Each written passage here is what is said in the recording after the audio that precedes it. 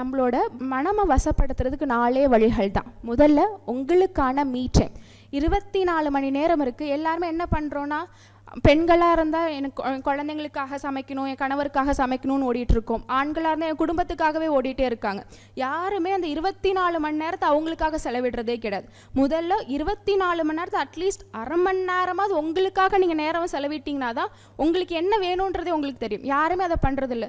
அரை மணி நேரம் எனக்கு டைமே இல்லை. அரை மணி நேரம்ன்றது ஒரு சின்ன நிமிஷம் தான். பஸ்ஸில் போகிறீங்களா, அந்த அரை மணி நேரம் ஜன்னல் ஓரமோ எங்கே உங்களுக்கு சீட் கிடைக்குதோ அங்கே உட்காந்துட்டு எதை பற்றியும் யோசிக்காமல் வெறும் அமைதி நிலையில் நீங்கள் உட்காந்துட்டு போகிறதே ஒரு மிகப்பெரிய மீ டைம் தான்.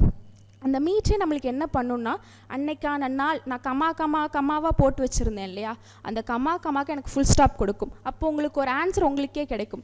எல்லா விஷயங்களும் எங்கே ஆரம்பிக்குதுன்னா, நான் எல்லா விஷயத்தையும் கொஸ்டின் மார்க்கோட நிப்பாட்டுறப்ப தான். எனக்கு எதாவது ஆகிடுமா, என் குழந்தைங்களுக்கு எதாவது ஆகிடுமா, எனக்கு எதுவும் பிரச்சனை ஆகிடுமான்னு எல்லாத்தையும் நம்ம கொஸ்டின் மார்க்கோட நிப்பாட்டுறது தான் பெரும் பிரச்சனையாக இருக்குது. எனக்கு எதுவும் ஆகாது, எனக்கு குழந்தைங்களுக்கு எதுவும் ஆகாதுன்றதை நான் ஃபுல் ஸ்டாப்போட வைக்கணும். இதெல்லாம் எப்போ நம்மளுக்கு வரும்னா, அந்த மீ டைமை நம்ம எனர்ஜைஸோட ஹாப்பியோட அந்த மீ டைமை எடுத்துக்கிறப்ப இதுக்கான சொல்யூஷன் கிடைக்கும். சரி, நான் மீ டைமும் எடுத்துக்கிட்டேன். இது எல்லாத்தையும் தாண்டி முக்கியமான ஒரு விஷயம் எக்ஸசைஸ், யோகா, மூச்சு பயிற்சிகள். இதெல்லாம் யாருமே இப்போ பண்ணுறதில்லை. எல்லாருமே அதை மறந்து போயிட்டோம். ஐயோ எனக்கு டைமே இல்லை, சமைக்கணும், வேலைக்கு போகணுன்னே மறந்துட்டோம். உங்களுக்காக எக்ஸசைஸ் அட்லீஸ்ட் ஒரு நாளைக்கு அரை மணி நேரமாவது எக்ஸசைஸ் பண்ணுங்கள், மூச்சு பயிற்சி பண்ணுங்கள். ஏன் இந்த எக்ஸசைஸ் மூச்சு பயிற்சிலாம் சொல்கிறோன்னா, எப்போ நான் என்னோடய மனதையும் உடலையும் பேலன்ஸ்டாக பார்க்குறேனோ அப்போ தான் என்னால் என் மனசை வசப்படுத்த முடியும். எல்லாரும் ஒன்று என்ன பண்ணுறோன்னா, ஒன்று ஹாஸ்பிட்டல்ஸ் போயிட்டு நம்மளோட உடலை மட்டும் பார்க்குறோம், இல்லைனா மனசை யோசிக்கிறதே இல்லை.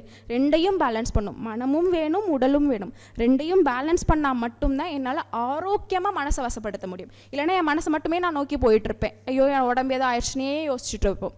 சரிம்மா, நான் எக்ஸசைஸ் பண்ணுறேன், யோகா பண்ணுறேன், எனக்கான நேரம் செலவிடுறேன். அடுத்து என்ன பண்ணும்? அடுத்துதான் முக்கியமான ஒரு விஷயம், செல்ஃப் இன்ட்ரோஸ்பெக்ஷன்னு சொல்லுவாங்க. இன்றைக்கி காலையிலேருந்து நான் என்ன பண்ணேன், நான் என்ன இன்றைக்கி பண்ணதில் தப்பு, இன்றைக்கி நான் என்ன லெசன் எடுத்துருந்துருக்கேன். ஏன்னா நம்ம டெய்லி நம்ம வாழ்க்கையில் ஏதோ ஒரு லெசன்ஸ் எடுத்துகிட்ருப்போம். நம்மளுக்கு யாரோ ஒருத்தர் டெய்லி ஒரு லெசன் கொடுத்துட்டு தான் இருக்காங்க.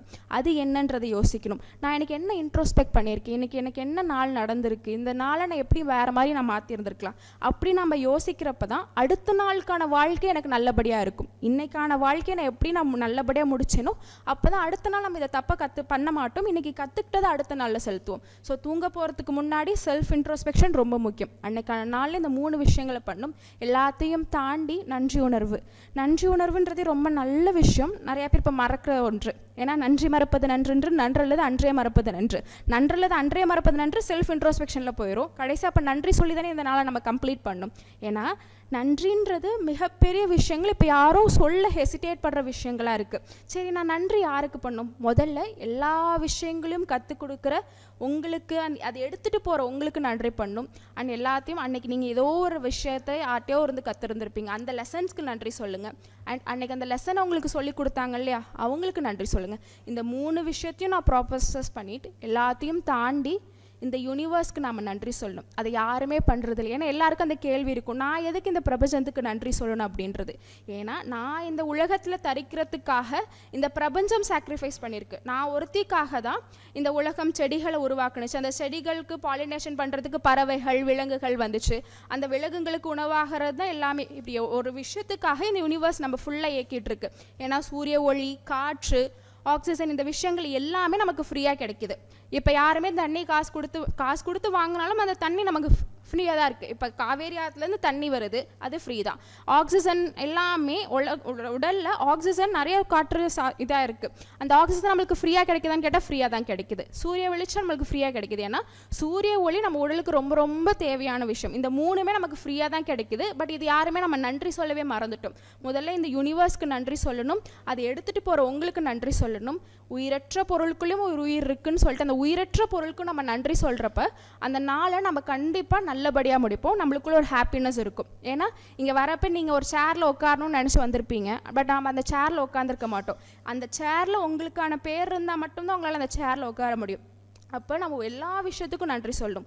உயிரற்ற பொருட்களையும் உயிர் இருக்குன்றதை நினச்சி அதுக்கும் நன்றி சொல்லி, உங்களுக்கும் நன்றி சொல்லி, இந்த பிரபஞ்சத்துக்கும் நன்றி சொல்கிறப்ப நான் என்னையும் நேசிக்க ஆரம்பிப்பேன், என் மனதையும் வசப்படுத்த முடியும். அதை தாண்டி என்னால் ஆப்போசிட்டில் இருக்கவங்க மனதையும் வசப்படுத்த முடியும். முதல்ல உங்கள் மனதை வசப்படுத்தினா மட்டும்தான் உங்களால் ஆப்போசிட்டில் இருக்கவங்க மனசை வசப்படுத்த முடியுன்றதை யோசிங்க. இந்த விஷயங்களெல்லாம் ஃபாலோ பண்ணுங்கள். உடலையும் நேசிங்க, மனதையும் நேசிங்க. இது ரெண்டும் ப்ராப்பராக நடந்தால் மட்டும்தான் நம்மளால் மனதை வசப்படுத்த முடியும். மனதை வசப்படுத்துறது 4 விஷயங்கள் தான். உங்களுக்கான மீ டைம், உங்களுக்கான எக்ஸசைசஸ் அண்ட் செல்ஃப் இன்ட்ரோஸ்பெக்ஷன், 4வது நன்றி. இந்த 4ஐயும் நம்ம திருப்பி திருப்பி பண்ணுறப்ப நம்மளால் மனதை வசப்படுத்த முடியும். எக்காரணத்தை கொண்டும் குழந்தைங்கள்ட்ட உங்களோட சிந்தனைகள் செலுத்தாதீங்க. அவங்களோட சிந்தனைகள் என்னன்னு சொல்லி அவங்களுக்கான சிறகுகளை மட்டும் கொடுங்க, அவங்க பறந்துப்பாங்க. சரிங்களா? அதே மாதிரி வயதானவர்களாக இருந்தீங்கன்னா ஓப்பனாக கம்யூனிகேட் பண்ணுங்கள். உங்கள் குழந்தைங்கள்ட்ட எனக்கு இந்த மாதிரி பிரச்சனைகள் இருக்குன்னு ஓப்பனாக கம்யூனிகேட் பண்ணுவீங்கன்னா அவங்க உங்கள்கிட்ட நிறைய பேச ஆரம்பிப்பாங்க. எல்லாத்தையும் தாண்டி நாடகங்கள் பார்க்காதீங்க, டிவி, மீடியா இந்த மாதிரி விஷயங்களுக்குள்ளே போகாதீங்க. இப்போ அரசியல் நடக்குதுன்னா உங்களுக்குள்ளே நீங்கள் அரசியல் களத்தை நடத்திட்டு இருக்கீங்க. அரசியல்வாதிகள் கூட இவ்வளோ யோசிச்சிருக்க மாட்டாங்க, ஐயோ இவங்க அவங்க கூட பேசிடுறாங்களே, இவங்க கூட பேசிடுறாங்கன்னு. அரசியல் நடக்கிறப்ப அதை பார்த்துக்கலாம். இப்போதைக்கு நான் நல்லபடியாக இருக்கணும், நான் என் மனசை வசப்படுத்தணும். அதுக்கப்புறம் எல்லாமே தானாக எல்லாபடியும் நம்ம மீட் பண்ணிக்கலாம். நன்றி, வணக்கம்.